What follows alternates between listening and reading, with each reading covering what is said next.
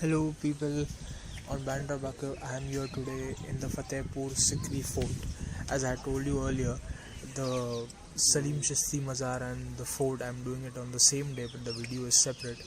So this is the Fatehpur Sikhri fort. This place was earlier called only Sikhri. After Akbar won the battle in Gujarat, he named it Fatehpur Sikhri. This fort was started to be built in 1569, and it took almost around 8-10 years to build this fort. This is the Jodhabai palace. Jodhabai used to stay over here in this palace. There were 4 wives of Akbar. Each one had their different palace in the same premises, but so this is the Jodhabai palace. Now we are going to enter it, and as you can see, the architecture is really mesmerizing. It's made up of all in red sandstone, and the carvings and the lattice work, the charokas, are very intricate and very fine. And this place, Akbar only stayed here for few years. Then later on, because shortage of water, he had to abandon this place and shift to Agra. And later on, the British and the Marathas also have resided over here. And this is the courtyard of Jodhabai's palace. Akbar used to sit on the top and watch all the entertainment activities going on in the courtyard. And this is a huge place. There are many palaces and many rooms over here. It's a very beautiful place, a very different place. And now we are moving further. As you can have a panoramic view. This is the pavilion of the Jodhabai palace. As you can see, the jali work is very fine and very intricate. This is a mix of Indo-Persian architecture, and most of the craftsmen were actually belong to the temple making area. They also made temples, so you will find it the mix of Islamic and Indian architecture. This is the Jodhabai's kitchen. She had a separate kitchen because she was a vegetarian. So this is the place. It's not too big, but it's decent size. This is the courtyard. And this place was the capital of India for a few years. But because of constant fighting with the Rajputs, Akbar shifted to Agra, and also because of water shortage. This is the Anup Tolao. This was the palace of Akbar's other wife, the Turkish wife. As you can see, there is a small pond, and in between there is a seat. Okay, now on this pond, there's a special thing about this pond. It's called the Anup Talao. In the seat in the center, Tansen used to sit over there, and he used to sing and entertain Akbar and his other residents of the fort.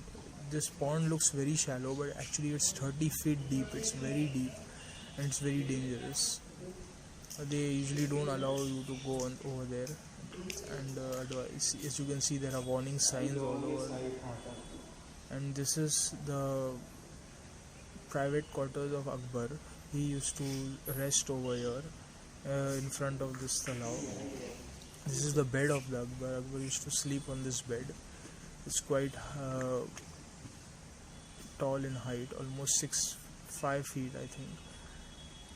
This is the Anup Talao view, and there are other palaces over here like the Diwan-e Khas. Fatehpur Sikhri was built almost in 10 to 15 years, and later on it was abandoned. And there are various tunnels over here which go to Agra and Delhi. These are all secret tunnels. The government has closed them now. They don't allow to access to the common people. The architecture is really new and really something different. You will not get to see it in other parts of the country, and it's very splendorous. As you can see, The symmetry is perfect. Everything is well designed and well planned. The drainage system, the water system. This is the Diwane Khas where Akbar used to have meetings with his other ministers. And the special thing about this place is, in this very place, Akbar's new religion called the Deen-e-Ilahi was formulated. Akbar made Deen-e-Ilahi over here, and as you can see, this is the pillar. Over here Akbar used to sit in the center on the top, and all his ministers used to sit in the corners. And there's a speciality about this pillar. It symbolizes all the different religions. The design on this pillar symbolizes all different religions like Islam, Judaism, Jainism, Christianity, and this symbolizes the Akbar's new religion called the Deen-e-Ilahi. And this is a very special place. All the special matters relating to the kingdom were discussed over here. All the cases and all the petitions were listened over here by Akbar through his ministers and through his other officers and administrators of the kingdom. This is the treasury of the palace.